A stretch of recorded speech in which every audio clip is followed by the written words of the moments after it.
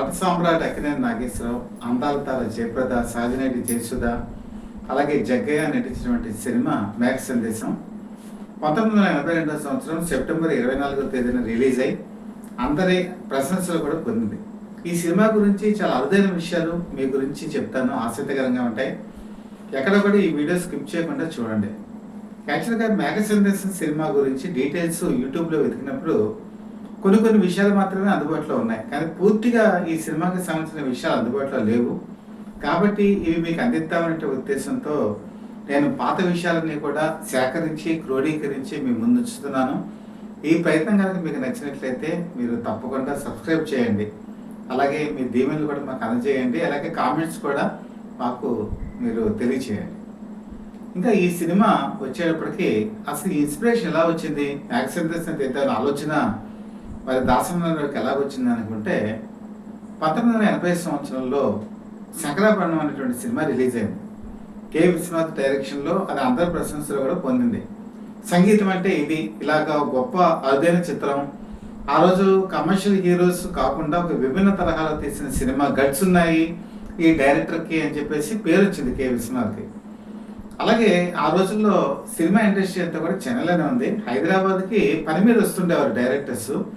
ఇప్పట్లో లాగా 80వ సంవత్సరం ఆ ప్రాంతాల్లో ఎక్కువగా ఫ్లైట్స్ ఉపయోగించేవాడు కాదు. ఫస్ట్ క్లాస్లో వెళ్తూ ఉండేవాళ్ళు వాళ్ళు ట్రైన్ జర్నీస్. దాసనారాయణరావు రాఘవేంద్ర అనుకోకుండా కూడా ఒకే ట్రైన్లో చెన్నై వెళ్తున్నారు హైదరాబాద్ నుంచి.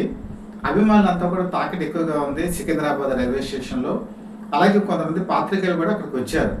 వచ్చినప్పుడు ఈ శంకరాభరణం ప్రస్తావన వచ్చింది. వచ్చినప్పుడు అక్కడ అభిమానులు ఏం చేస్తారంటే కొంతమంది ఆకతాయిలు ఉంటారు కదా, వాళ్ళు అక్కడ వీళ్ళని ఆట పెట్టించారు. కె విశ్వనాథ్ లాంటి వాడైతే మంచి సినిమా తీశాడైనా వీళ్ళిద్దరికి ఆ సినిమా తీయటం రాదు, ఎంతసేపు కమర్షియల్ సినిమా తీయడమే తప్ప అని చెప్పేసి ఒక చులకనగా మాట్లాడారు. అంటే అభిమానులు అందరూ ఒక రకంగా ఉంటారు కదండి, ఒక్కొక్కరు ఒక ఆకతాయిలు కూడా ఉంటారు. ఈ మాటలు దాసరి అంటూ చెరువు పట్టి రాఘవేంద్ర కూడా విన్నారు. వీళ్ళిద్దరు కూడా ఫస్ట్ క్లాస్ ఏసీలోకి వెళ్ళిపోయారు. వెళ్ళిపోయిన తర్వాత వాళ్ళ అన్న మాటలు దాసరి నారాయణరావుని చాలా ఆలోచింపజేశాయి.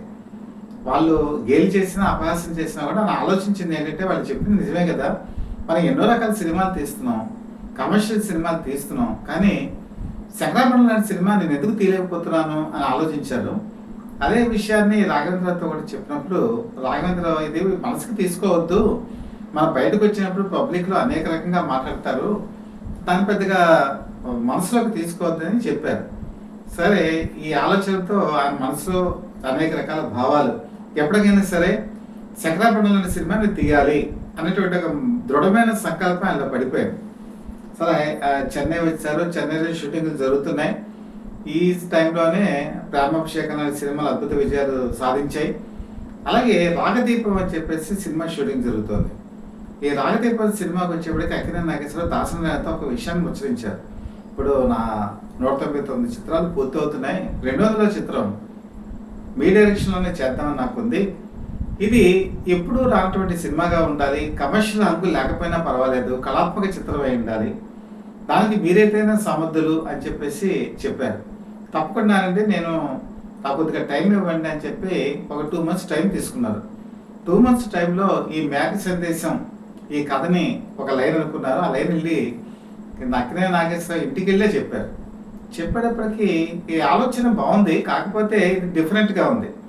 ఈరోజు మీరు హైదరాబాద్ చూడండి, ముంబై చూడండి, ఇంకెక్కడైనా మెట్రోపాలిటన్ సిటీస్, ఈవెన్ మారుమూల పల్లెటూళ్ళలో కూడా ఈ సహజీవనం అనేటువంటి కాన్సెప్ట్ వచ్చేసింది. 82 ఆ ప్రాంతంలో సహజీవనం అంటే ఎవరు యాక్సెప్ట్ చేసేవాళ్ళు కాదు, అదొక పెద్ద తప్పు కింద సొసైటీ భావించేది. సో అటువంటి తరుణంలో ఈ సహజీవనం అనేటువంటి కాన్సెప్ట్ ప్రేక్షకులకు నచ్చుతుందా నచ్చదా అని అక్కినేని నాగేశ్వరరావుకి ఒక డౌట్. ఇదే విషయాన్ని తన భార్య అయినటువంటి అన్నపూర్ణమ్మ గారు కూడా చెప్పారు. ఆవిడ లేదు, ఇది డిఫరెంట్గా ఉంది, ఈ సబ్జెక్ట్ మీరు చేయండి, ప్రజలు లైక్ చేస్తారని చెప్పారు. సో ఆ నమ్మకంతో ఆవిడ ఇచ్చిన భరోసాతో ఈ సినిమాలో ఆయన నటించడానికి ఒప్పుకున్నారు. కాకపోతే ఒక కండిషన్ పెట్టారు దాసనారాయణరావుకి. ఏంటంటే ఈ సినిమా నేను నిర్మాతగా ఉండను, మీరు నిర్మాతగా ఉండండి, నేను రెమ్యునరేషన్ తీసుకోను, మీరు కూడా రెమ్యునరేషన్ తీసుకోవద్దు, మధ్య కష్టమే దీనికి పెట్టుబడి, కాకపోతే బ్యానర్ మాత్రం తారక ప్రభు మీద మీరు చేయండి అని చెప్పారు. మరో మాట ఆలోచన లేకుండా దాసరి ఒప్పుకొని దాసరి పద్మని నిర్మాతగా పెట్టి తారక ప్రభు ఫిల్మ్స్ మీద ఈ సినిమాని నిర్మించడం జరిగింది. అయితే వీళ్ళు ఈ సినిమా చేసేటప్పుడు అనుకున్నది ఏంటంటే ఈ సినిమా పక్కాగా ఫ్లాప్ అవుతుంది కాబట్టి మనం లాభాలు ఆశించొద్దని చెప్పి అనుకున్నారు. కానీ దైవం ఇంకో రకంగా తెలిసింది. ఈ సినిమా ఆ రోజుల్లో మంచి కమర్షియల్ విజయాన్ని కూడా సాధించింది, లాభాలు కూడా తెచ్చిపెట్టింది. ఈ సినిమా షూటింగ్ జరిగే ముందు పేపర్లో, ప్రెస్లో అన్నింటిలో కూడా వార్తలు వచ్చేసాయి. బ్యాక్ సందేశం ఒక డిఫరెంట్ సబ్జెక్ట్తో వస్తుందని చెప్పి. టైటిల్ కూడా చాలా డిఫరెంట్గా ఉంది. ఇదే టైంలో ఎన్టీ రామారావుతో విశ్వరూపం అనేటువంటి సినిమా షూటింగ్ జరుగుతోంది. ఈ విశ్వరూపం సినిమా షూటింగ్ అప్పుడు ఎన్టీ రామారావు అడిగారు, బ్రదర్ మా ఏఎన్ఆర్ బ్రదర్తో మీరు మేఘ సందేశం సినిమా తీస్తున్నారు కదా, ఏంటి సబ్జెక్ట్ అని అడిగితే ఆయన క్లుప్తంగా చెప్పారు. చాలా బాగుంది బ్రదర్, మా బ్రదర్ చాలా అదృష్టవంతుడు అని చెప్పి ఆయన పొగిడారు కూడా. ఆయన చెప్పినట్టు ఆ సినిమా నిజంగా ఒక కళాత్మక చిత్రంగా మిగిలింది. ఈ సినిమాలో చాలామంది హీరో అక్కినేని నాగేశ్వరరావు అనుకుంటారు, అలాగే దాసనారాయణరావు కూడా ఇందులో పెద్ద విజయం అనుకుంటారు. నిజమే, ఆయన విజయం తప్పనిసరిగా ఉంది. కాకపోతే ఈ సినిమాకి నిజమైన హీరో ఎవరంటే సంగీత దర్శకుడు రమేష్ నాయుడు.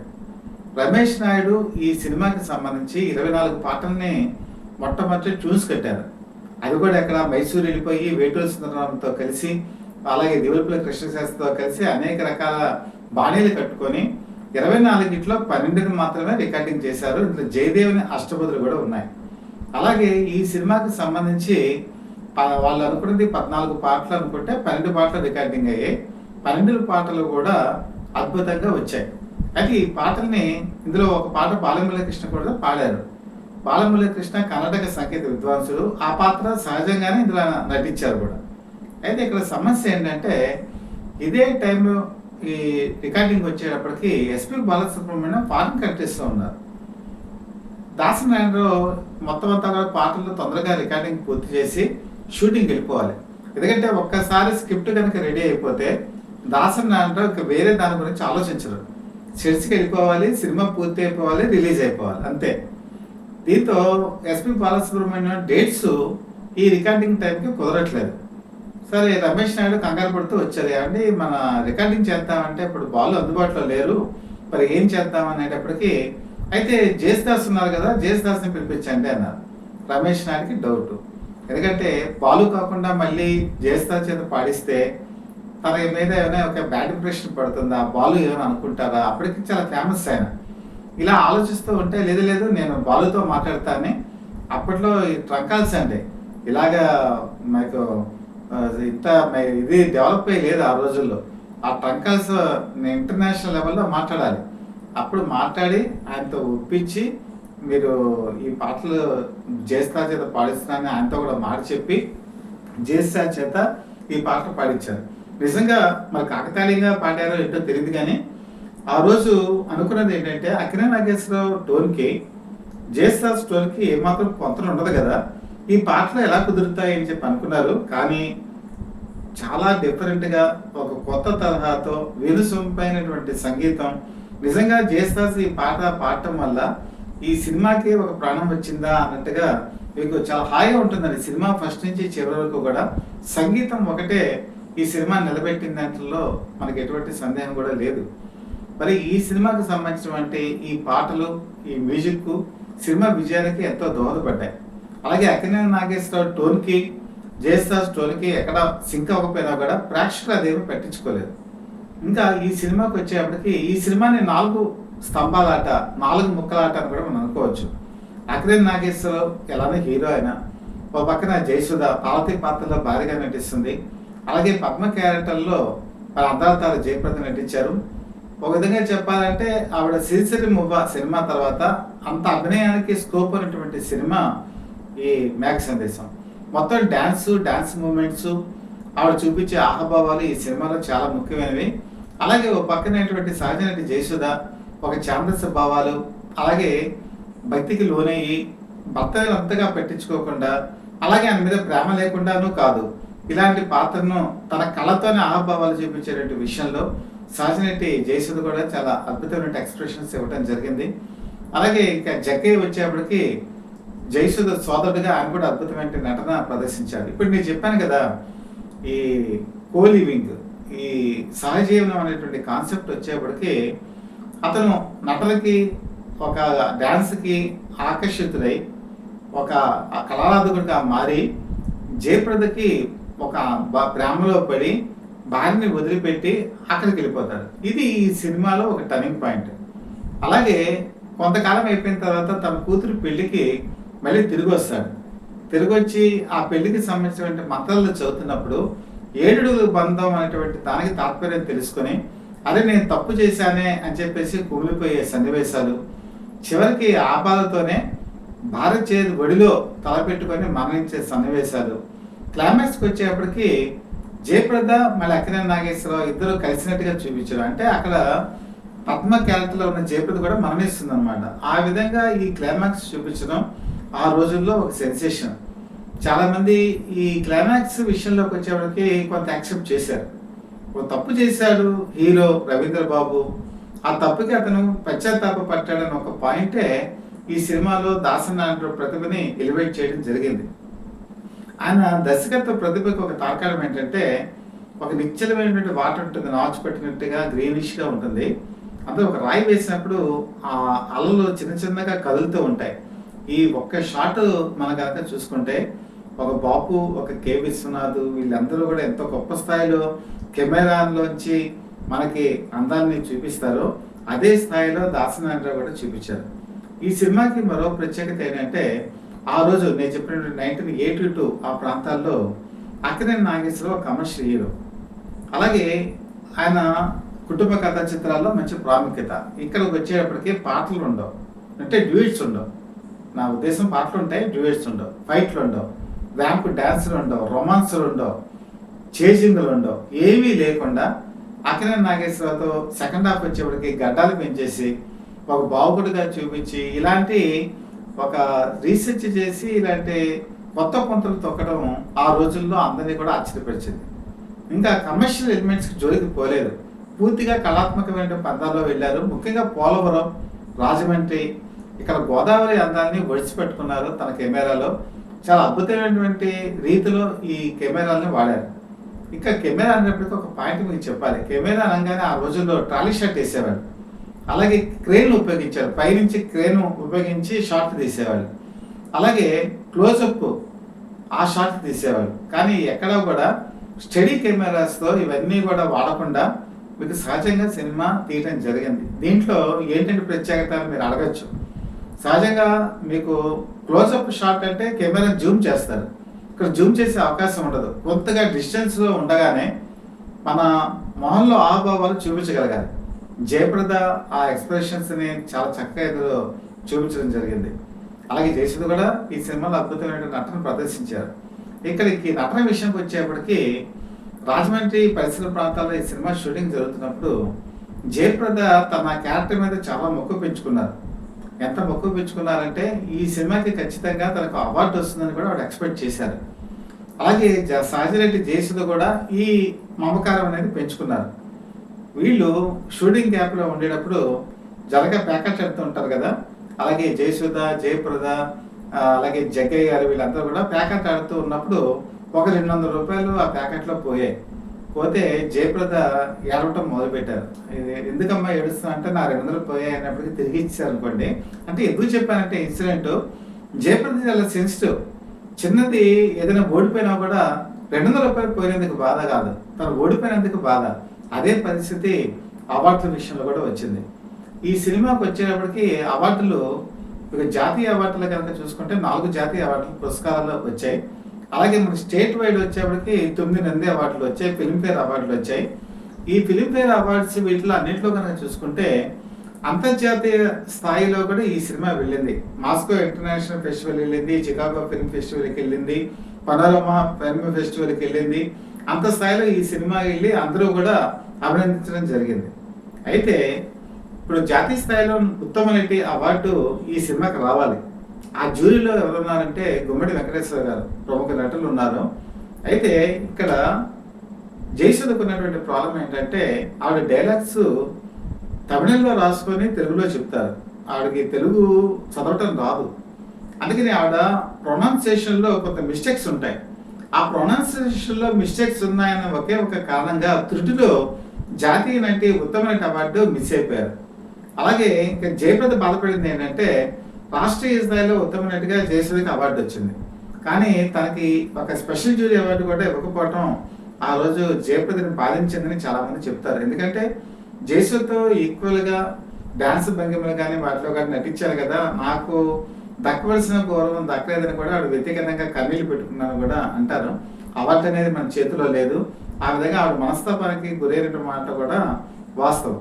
ఇంకా ఈ సినిమా వచ్చేప్పటికి ఉత్తమ గాయకుడిగా జయసుదాస్ ఆయనకు అవార్డు వచ్చింది. అదే నేషనల్ లెవెల్లో వచ్చింది, అలాగే రాష్ట్రీయ స్థాయిలో కూడా వచ్చింది. ఉత్తమ గాయనిగా పి సుశీల, అలాగే కెమెరా వచ్చేప్పటికి సెల్వరాజ్, ఈయన కూడా మంచి ప్రతిభ కనిపించారు మనం చెప్పుకున్నాం కదా. అలాగే ఈ సినిమాకి సంబంధించిన సౌండ్ రికార్డిస్ట్ కూడా ఫస్ట్ టైం దీనికి అవార్డు రావడం జరిగింది నేషనల్ లెవెల్లో. అలాగే రాష్ట్రీయ స్థాయిలో కూడా స్వామినాథన్కి అవార్డు పొందడం కూడా జరిగింది. ఈ విధంగా అనేక జ్యూరీ అవార్డులని ఇది గెలుచుకొని అందరి అభిమానాన్ని కూడా చూరకుంది. అయితే రష్యాకి సంబంధించి మాస్కో ఫిల్మ్ ఫెస్టివల్లో ఈ సినిమా ప్రదర్శితం అవుతున్నప్పుడు మన జాతీయ స్థాయిలో ఉన్నటువంటి జర్నలిస్ట్ ఎవరు కూడా ఈ టాలీ షాట్ గురించి చెప్పరా, కానీ మాస్కోలో అక్కడ పరిశోధకులు మాత్రం ఇలాగా 80వ దశకంలో ఇలాగ తీయటం చాలా గొప్ప విషయం అని చెప్పేసి దాసనారాయణ దర్శకత్వ ప్రథమను కూడా పొగిడారు. అది ఆ రోజు ఇంటర్నేషనల్ స్థాయిలో కూడా మన కెమెరా వర్క్ని సెల్వరాజ్ని కూడా అభినందించడం జరిగింది. ఇంకా ఈ సినిమా విషయానికి వచ్చేటప్పటికి ఈ సినిమాలో దాసరి నారాయణరావు చేసిన మరొక ప్రయోగం ఏంటంటే గిరిజ, ఈవిడ ప్రముఖ నటి. ఆ టైంలో ఆవిడ ఆర్థిక పరిస్థితి ఏమాత్రం బాగోలేదు. ఓ పక్క సినిమాలు చేయలేనటువంటి పరిస్థితి, ఓ పక్క కూతురికి తిండి పెట్టలేనటువంటి పరిస్థితి. అమ్మాయి పేరు శ్రీగంగ. అందుకని ఈ సినిమాలో ఒక ప్రత్యేకమైన పాత్ర ఇవ్వడం జరిగింది. దాసరి నారాయణరావు జయసుధ కూతురుగా ఆవిడ పెళ్లి చేసే సన్నివేశాల్లో ఆవిడని నటింపజేశారు. కొంత ఆర్థిక సహాయం రెమ్యునరేషన్ రూపంలో కూడా ఇవ్వటం జరిగింది. దాసరి నారాయణరావు మనస్తత్వం ఏంటంటే సినిమా ఇండస్ట్రీలో ఎవరైనా సరే ఇబ్బందులు పడుతూ ఉంటే వాళ్ళకి ఏదో ఒక క్యారెక్టర్ని ఇచ్చి ఆ క్యారెక్టర్ ద్వారా వాళ్ళకి ఎంతో కొంత లబ్ధి పొందేలా చూసేవారు. ఆ విధంగా కూడా మేఘ సందేశం గిరిజ కుటుంబానికి ఆర్థికంగా చేయూతనిచ్చిందని కూడా మనం చెప్పుకోవచ్చు. నేను చెప్పినట్టు ఈ కథ విషయానికి వచ్చేప్పటికి ఇది అక్కినేని నాగేశ్వరరావు మనోధైర్యానికి ఒక ప్రత్యేక. ఈరోజు ఎవరైనా సరే ఇలాగా భార్యని వదిలిపెట్టేసి సహజీవనం చేయడానికి వేరే చోట వెళ్ళిపోయి ఆ తర్వాత మళ్ళీ తిరిగి వచ్చి తన బాధపడి ఆమె ఒళ్ళోనే మరణించేటువంటి ఈ కథ కనుక వింటే ఈరోజు అగ్రనటులు ఎవరో కూడా ఈ సినిమా చేయడానికి ముందుకు రారు, సాహసించరు. కానీ దాసరి నారాయణరావు మీద ఉన్నటువంటి నమ్మకంతో, టేకింగ్ మీద ఉన్నటువంటి గౌరవం కొద్దీ ఈ సినిమాని ఆయన ఒప్పుకున్నారు. నిజంగా చెప్పాలంటే ఆయన 100వ చిత్రం మరి గుడ్డమ్మ కథ. గుడ్డమ్మ కథ అంటే తెలుగు విషయంకి వచ్చేప్పటికి 99, తమిళంలో వచ్చేప్పటికి మాత్రం అది 100వ చిత్రం. సో మళ్ళీ 200వ చిత్రానికి వచ్చేప్పటికి ఆయన నట జీవితంలో మర్చిపోలేనటువంటి చిత్రంగా ఈ మేఘ సందేశం అనేటువంటిది ఉండిపోతుంది. ఈ మేఘ సందేశం సినిమా తర్వాత కూడా అక్కినేని నాగేశ్వరరావు తనకున్న దృక్పథాన్ని మార్చుకున్నారు. తర్వాత ఆయన తీసినటువంటి అనేక సినిమాలు కనుక మనం చూసుకుంటే చాలా విభిన్న తరహా సినిమాలు ఆయన చేశారు. బౌద్ధూర్పు బాటసారి, అలాగే సీతారామయ్య గారి మనవరాలు, ఇలాంటి సినిమాలన్నీ కూడా విభిన్న తరహాలో చేసినటువంటి సినిమాలే. ఈ విధంగా ఆ రోజుల్లో ఒక శంకరాభరణం సినిమా ఈయన తీయలేరు అని చెప్పేసి విమర్శకులు గేలి చేయడంతో అది మాస్కోకి వచ్చి తను కూడా ఒక మేఘ సందేశం లాంటి ఒక అద్భుత చిత్రం తీయగలను అని చెప్పేసి ఆయన తనకు తాను ప్రూవ్ చేసుకోవడం జరిగింది. అంటే ఒక సంఘటన ఏది దారి తీస్తుందో మనం చెప్పలేం. ఒకసారి ఒక విమర్శను కూడా తీసుకొని దాన్ని తన ఆయుధంగా ఉపయోగించుకునే ఒక మనస్తత్వం దర్శకరత్న దాసరి నారాయణకు ఉండబట్టే ఈ మేఘ సందేశం సినిమా రూపొందిందంటే మీరు నమ్ముతారా? కాబట్టి ఇలాంటి అపూర్వ విషయాలన్నీ కూడా మీ ముందుకు నేను తీసుకొచ్చాను. అలాగే ఈ సినిమా గురించి మీకు ఇంకేదైనా ఫర్దర్గా వివరాలు కనుక తెలుసుంటే మీరు ఖచ్చితంగా నాకు తెలియచేయండి కామెంట్స్ రూపంలో.